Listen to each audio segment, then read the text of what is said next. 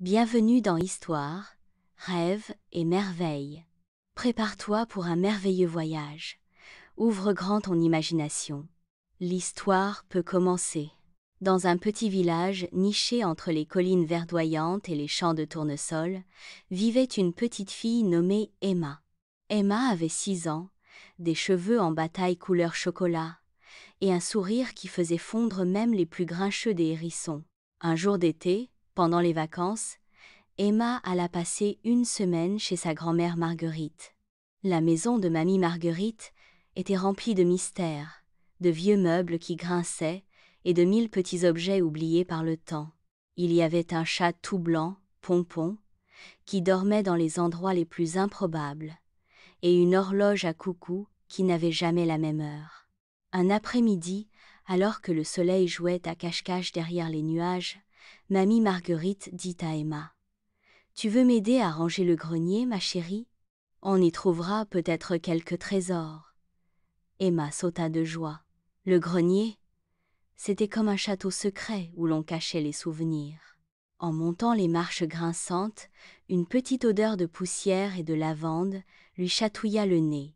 Le grenier était rempli de valises anciennes, de livres aux pages jaunies, de jouets d'autrefois, et tout au fond, sur une étagère, une boîte en bois gravée de petites étoiles. « Qu'est-ce que c'est, mamie ?»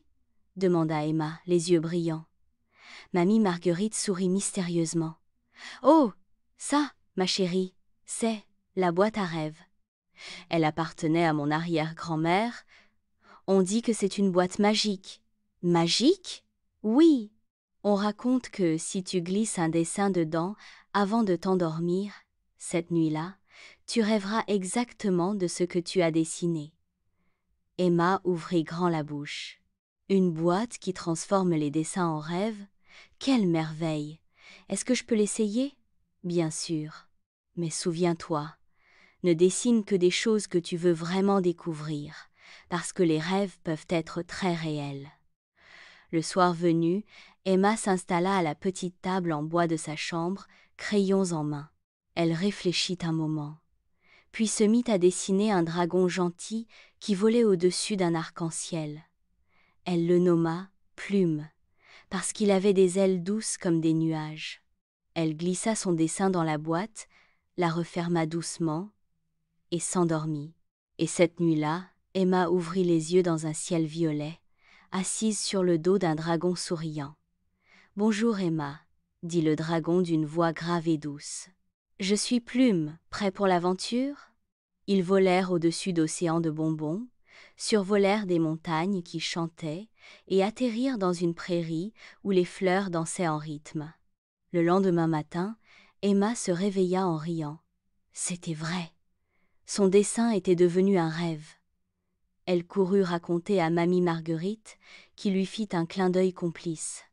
Chaque soir, Emma dessina une nouvelle idée. Un soir, elle dessina une forêt magique où les arbres parlaient.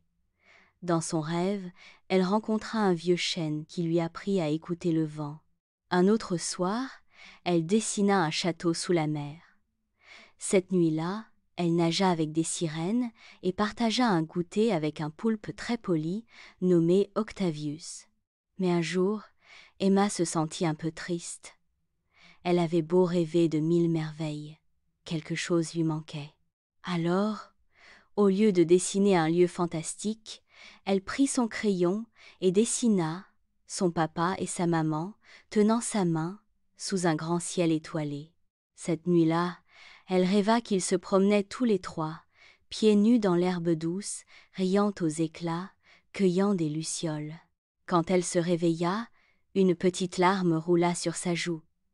Mamie Marguerite l'enlaça doucement. « Les rêves sont comme des câlins du cœur, ma chérie.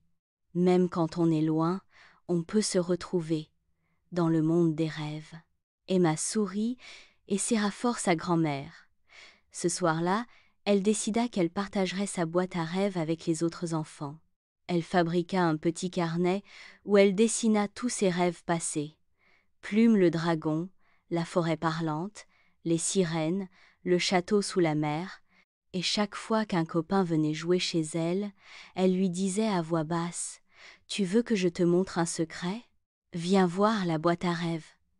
Et depuis ce jour, la boîte à rêves continue de faire voyager les enfants, un dessin à la fois.